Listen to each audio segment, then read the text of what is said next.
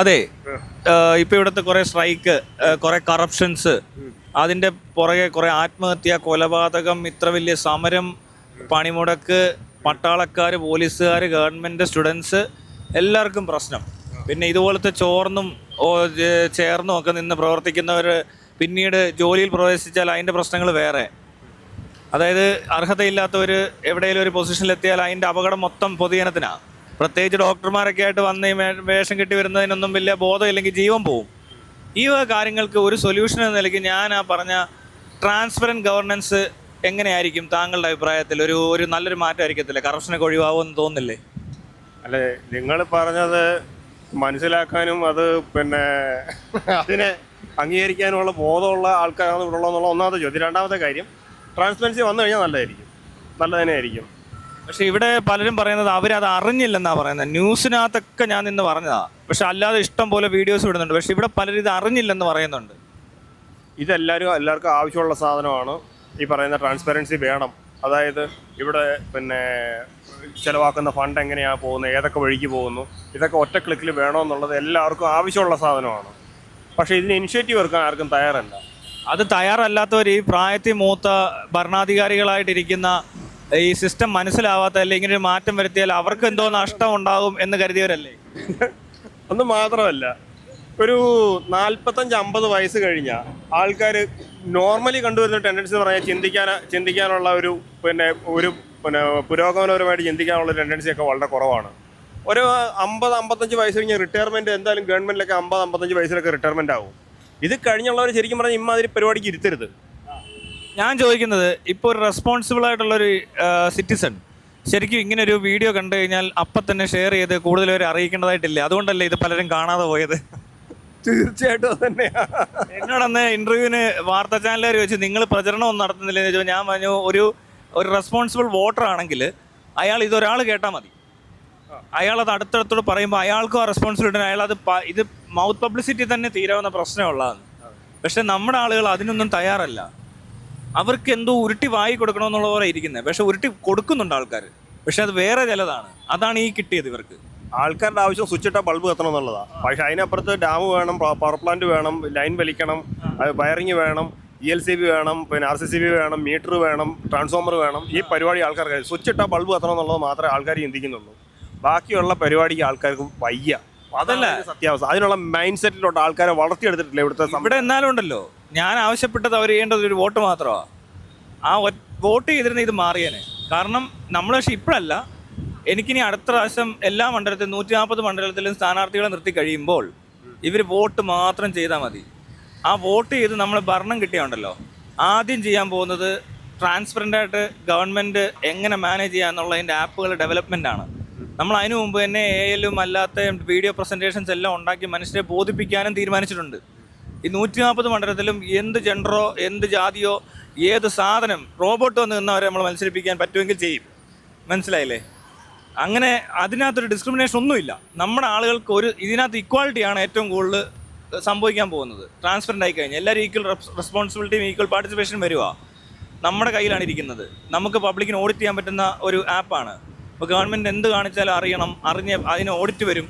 എന്തെങ്കിലും അഴിമതി നടക്കുന്നതിന് മുമ്പ് തടയാം.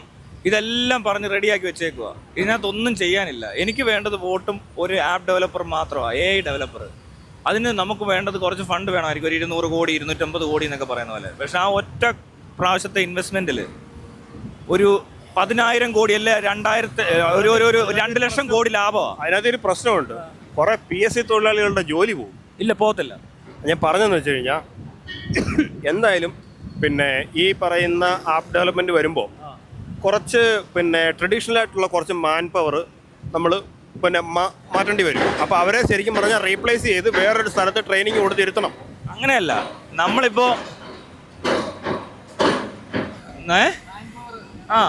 ഇതിനകത്തുള്ള രസം എന്ന് വെച്ചാൽ ഈ മാൻ പവർ നമുക്ക് വേറെ ഒരുപാട് രീതി യൂട്ടിലൈസ് ചെയ്യാൻ പറ്റും. ഇപ്പോൾ പോലീസിന്റെ പണി കുറയുക, പക്ഷെ അപ്പോൾ പോലീസിന് വേറെ പണി വരുക. കുറച്ചുകൂടി നമ്മൾ ഈ പറഞ്ഞ ക്രൈം തടയുക എന്നുള്ള ഏരിയാസിലൊക്കെ കുറച്ചുകൂടി വരും. അപ്പോൾ എന്താ പ്രശ്നം എന്ന് വെച്ചാൽ ക്രൈം നടക്കത്തില്ല. ആർക്ക്? പോലീസിനും മറ്റേ സിസ്റ്റത്തിനും കുറച്ച് ഈസിനെസ് വരും.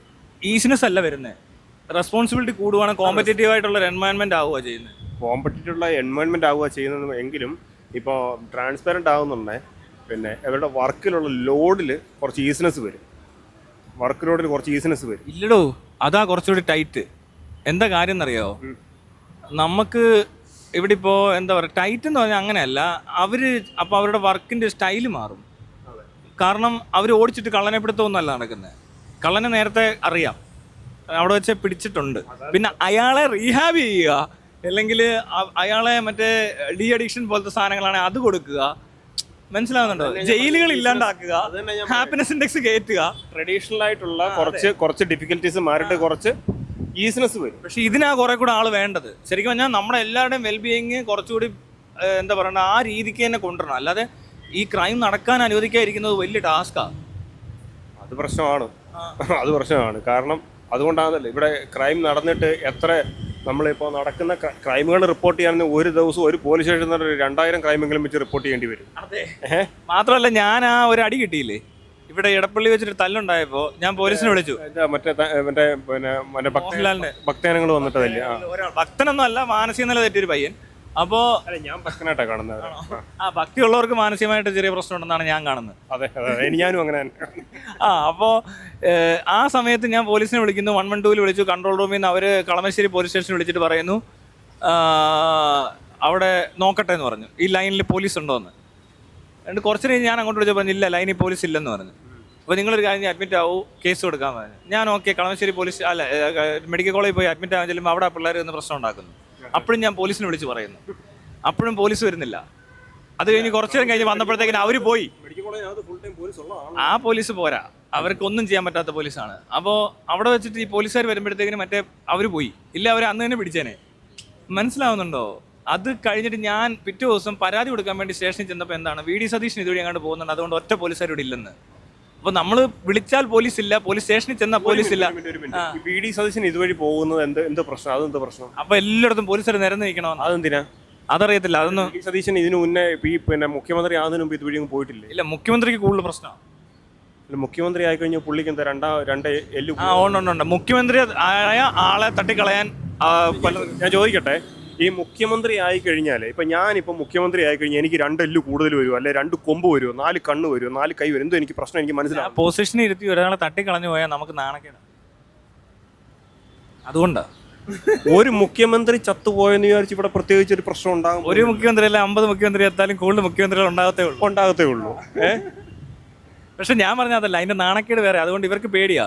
ഇത്ര സെക്യൂരിറ്റി ഉണ്ടായിട്ടും ഒരാൾ കയറി എന്തോ തല്ലി അല്ലെ കല്ലെടുത്തെറിഞ്ഞു, അതിനുള്ള സാധ്യത ഉണ്ടെന്ന് ഇവിടെ. അത് ഇവിടുത്തെ ആൾക്കാരുടെ കുഴപ്പം. ഞാൻ പറഞ്ഞ അതൊക്കെ നേരത്തെ മാറ്റണം എന്നുള്ളതാണ് നമ്മുടെ പ്രശ്നം. മനസ്സിലായോ? അല്ലാതെ ഇവിടെ ഒരു കല്ലെടുത്ത് എറിയാനുള്ള സാധ്യത ഇല്ലാതാക്കുക. ഇവിടെ നമ്മുടെ സിസ്റ്റത്തിനകത്ത് മുഖ്യമന്ത്രി പോലും വേണ്ട. ഞാനതല്ല ആലോചിക്കുന്നത്.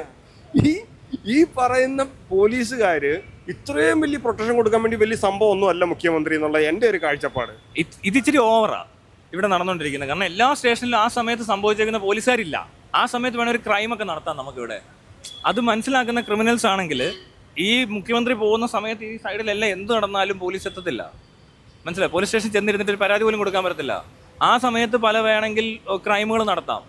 അപ്പോൾ ഈ പറഞ്ഞ പോലെ മുഖ്യമന്ത്രി പോകുന്ന നോക്കി നിന്നാൽ ഈ അപ്പുറത്ത് കയറി എന്തെങ്കിലും കാണിക്കാൻ പോലീസ് എത്തത്തേ ഇല്ല.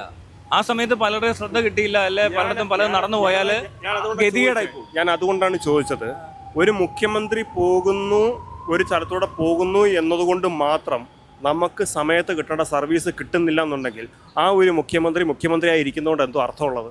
അതാ ഞാൻ പറഞ്ഞത്, അതിനകത്ത് കുഴപ്പമുണ്ട്. നമ്മൾ വരുന്നിടത്ത് ഒരാളും പുറത്തിറങ്ങി നടക്കുന്നില്ല. പറയുന്നത് ഒരു സിവിലിയനെ സംബന്ധിച്ച് നമ്മൾ ഇവിടെ ടാക്സ് കൊടുക്കുന്നുണ്ട്, നമ്മൾ ഇവിടെ വേണ്ടുന്ന കാര്യങ്ങളെല്ലാം ചെയ്യുന്നുണ്ട്. അപ്പോൾ ഒരു മുഖ്യമന്ത്രി അതേ ജനങ്ങളുടെ വോട്ട് നേടി മുഖ്യമന്ത്രിയായ ഒരു വ്യക്തി ആ ഒരു സ്ഥലത്തു കൂടി പാസ് ചെയ്യുന്നു എന്നതുകൊണ്ട് അവിടുത്തെ ഈ വോട്ട് ചെയ്ത സിവിലിയൻസിന് നീതി അല്ലെന്നുണ്ടെങ്കിൽ സർവീസ് കിട്ടാൻ താമസിക്കുന്നു. പ്രത്യേകിച്ച് ഈ ലോ എൻഫോഴ്സ്മെൻറ്റിൻ്റെ ഭാഗത്തുനിന്ന് സർവീസ് കിട്ടാൻ താമസിക്കുന്നു എന്നതുകൊണ്ട് അയാൾ മുഖ്യമന്ത്രി ആയതുകൊണ്ട് എന്താണ് അതിൽ ശരിക്കുള്ള റിസൾട്ട്? ഈ ഇല്ലാതാവുകയാണ് ചെയ്യുന്നത്. അതെ, ഇപ്പോൾ ഉള്ള പ്രശ്നം വേറെ ഒന്നും കൂടെ ഉണ്ട്. ഇവർ ആവശ്യമില്ലാത്തവരെ ട്രാവൽ ചെയ്യുന്നുണ്ട്. ഈ മന്ത്രിമാരും ഇത്രയും ട്രാവൽ ചെയ്യണ്ട. ഇതെല്ലാം ഓൺലൈനിൽ ചെയ്യാൻ ഒരു മെയിലൊക്കെ അയച്ചാൽ ഇവർ ഉദ്ഘാടനങ്ങൾക്കാണ് കൂടുതൽ പോകുന്നത്. അത് ഇവരുടെ പാർട്ടിയുടെ പ്രൊമോഷന് വേണ്ടിയിട്ടും ഇവരുടെ മറ്റേ പരിപാടിക്കൊക്കെ പ്രൊമോഷൻ പരിപാടി ഇത്. അല്ല, ഉദ്ഘാടനത്തിന് പോകുന്നതിന് പിന്നെ ഈ ഗവൺമെന്റ് ഫെസിലിറ്റീസ് ഉപയോഗിക്കേണ്ട കാര്യമില്ലല്ലോ. ഗവൺമെന്റ് ഫെസിലിറ്റീസിൽ തന്നെയാണ് പോകുന്നത്. അല്ലാതെ ഇയാളിപ്പോ വീട്ടിൽ നിന്ന് ഇറങ്ങി പോകാന്ന് വിചാരിച്ചു, അപ്പോഴും പ്രൊട്ടക്ഷൻ വേണം. അതിന്റെ ആവശ്യമില്ല. അല്ല, അയാളിപ്പോ വെറുതെ വീട്ടിൽ നിന്ന് ഇറങ്ങി നടക്കാൻ പോയ വരെ പ്രൊട്ടക്ഷൻ ആവശ്യമില്ല. അതിന്റെ ആവശ്യം അല്ല, അയാൾ എന്തെങ്കിലും ചെയ്ത് കഴിഞ്ഞാൽ നാണക്കേട് സ്റ്റേറ്റിനല്ലേ. അങ്ങനെ അത്ത് പോകുന്ന അത്ത് പോട്ടെന്ന്. ഇല്ല, അങ്ങനെയുള്ളൊരു സിസ്റ്റം ഇവിടെ ഇരിക്കുന്നത്. ഇവിടുത്തെ ആൾക്കാരും ടെററാ, കുഴപ്പക്കാരാ. അപ്പൊ അതിനിടെ പാടാ, അത് നടക്കത്തേ ഇല്ല. പക്ഷെ ഇയാളുടെ ട്രാവലിംഗ് കുറയ്ക്കാൻ പറ്റും. ഇന്നത്തെ കാലത്ത് ഇത്രയും ട്രാവൽ ചെയ്യേണ്ട കാര്യമില്ല. വീഡിയോ കോൾ അടക്കം ഫെസിലിറ്റി ഉണ്ട്. ആരും വീട്ടിൽ നിന്ന് ഇറങ്ങിയല്ല പലതും ചെയ്യുന്നത്. കൊറോണ സമയത്ത് എന്തോ എത്ര ട്രാവലിംഗ് ഇല്ലാഞ്ഞിട്ട് എന്തെങ്കിലും സംഭവിച്ചോ? കൊറോണ പേടിച്ചു പോയില്ലയോ? അതാ പറഞ്ഞേ. അതുകൊണ്ട് ഇതെല്ലാം നടക്കും. ഈ മറ്റ് രാജ്യങ്ങളിലുള്ള മറ്റ് മന്ത്രിമാരെന്ന് പറഞ്ഞാൽ ഇപ്പൊ ട്രംപ് ഇങ്ങനെ നടക്കുമല്ലോ അമേരിക്കയിൽ കൂടെ എല്ലായിടത്തും. ട്രംപിന് ഇത്ര ഉദ്ഘാടനമൊന്നുമില്ല. അവിടെ രാഷ്ട്രീയ കൊലപാതകവും ഇല്ല. മനസ്സിലായില്ലേ? അവിടെ മുക്കിന് പിന്നെ കക്കൂസും ഇല്ല. അതൊക്കെ ഉണ്ടാവും. പക്ഷെ എന്നാലും ഞാൻ പറഞ്ഞതാ, അത് ഇവിടുത്തെ പ്രശ്നം അത് വേറെ രീതിയില്ല. അതുകൊണ്ട് എന്നാന്ന് വെച്ചാൽ നമ്മൾ പുറത്തോട്ടിറക്കം കുറയ്ക്കണം. മന്ത്രിമാർ ഇങ്ങനെ ട്രാവൽ ചെയ്ത് നാട്ടുകാർക്ക് മൊത്തം ബുദ്ധിമുട്ടുണ്ടാക്കേണ്ട ആവശ്യങ്ങളില്ല. ഇപ്പോൾ ഒന്നാമത് ഇവരിറങ്ങി എന്തോ ചെയ്യുന്നതെന്ന് എനിക്കറിയത്തില്ല. ഓരോ സ്ഥലത്തോട്ട് പോയി നോക്കി നിൽക്കുമോ ഇവരൊക്കെ കൂടെ? ഇവർക്കപ്പോൾ ഡോക്യുമെന്റ്സ് കണ്ടിട്ട് മനസ്സിലാവുന്നില്ലേ? അല്ലെങ്കിൽ ഒരു മെയിൽ അയച്ചാൽ മനസ്സിലാവത്തില്ലേ? നേരിട്ട് കണ്ട് പറഞ്ഞാലേ മനസ്സിലാവത്തുള്ളൂ. അങ്ങനെ ഒരു വീഡിയോ കോളിലങ്ങ് പറഞ്ഞാൽ പോരെ? മനസ്സിലാവുന്നുണ്ട്. ഇന്ന് എന്തെല്ലാം ഫെസിലിറ്റീസാണ് ഉള്ളത്. ബാക്കിയുള്ള സാധാരണക്കാരെല്ലാം ഈ ഫെസിലിറ്റീസ് യൂസ് ചെയ്യുന്നുണ്ട്. പക്ഷെ നമ്മുടെ ഗവൺമെന്റ് ഇത് യൂസ് ചെയ്യാൻ അറിയത്തില്ല. ആ സിസ്റ്റമാണ് മാറേണ്ടത്. അല്ല, ഇന്ന് എനിക്ക് ഒരു നാരങ്ങ വെള്ളം വേണമെന്നുണ്ടെങ്കിൽ ഒരു ആപ്പ് എടുത്ത് ഓർഡർ ചെയ്താൽ മതി. അതേപോലെ ഒരു ആപ്പാണ് ഞാൻ ഗവൺമെന്റിലോട്ട് ഇംപ്ലിമെന്റ് ചെയ്യാമെന്ന് പറഞ്ഞത്. അത് ഈസിയാണ്. വളരെ ഇന്നത്തെ ഒരു ടെക്നോളജി അഡ്വാൻസ്ഡ് ആയിട്ട് നിൽക്കുന്ന സമയത്ത് പോസിബിൾ ആയിട്ടുള്ള ഒരു കാര്യം മാത്രമേ പറഞ്ഞിട്ടുള്ളൂ. വലിയ ടാസ്ക് ഒന്നും അല്ല. ഞാൻ പറഞ്ഞിട്ട് ഇയാള് പിന്നെ നമ്മുടെ മുഖ്യമന്ത്രി ഒന്ന് കണ്ടാൽ മതി. കാരണം വെച്ചാൽ പുള്ളി പൂക്കി എന്നുള്ള പേര് മാത്രമേ ഉള്ളൂ. പുള്ളി പൂക്കി ആയതുകൊണ്ട് ചിലപ്പോൾ ഇതൊക്കെ എടുക്കാൻ സാധ്യത ഇല്ല, ഒരിക്കലും ഇല്ല. അതിനുള്ള ഒരു സാധ്യതയും കാണുന്നില്ല. പൂക്കി സിമ്പലൊക്കെ പുള്ളി പിന്നെ മോന്ത വെച്ച് കാണിച്ചല്ലോ. അതൊക്കെ ആർക്ക് വേണേ കാണിക്കാം. അത് കാര്യമില്ല. പക്ഷെ പുള്ളിയുടെ പരിപാടികളൊന്നും പോരാ, അത്രയ്ക്കൊന്നും ഉള്ള ഇല്ല.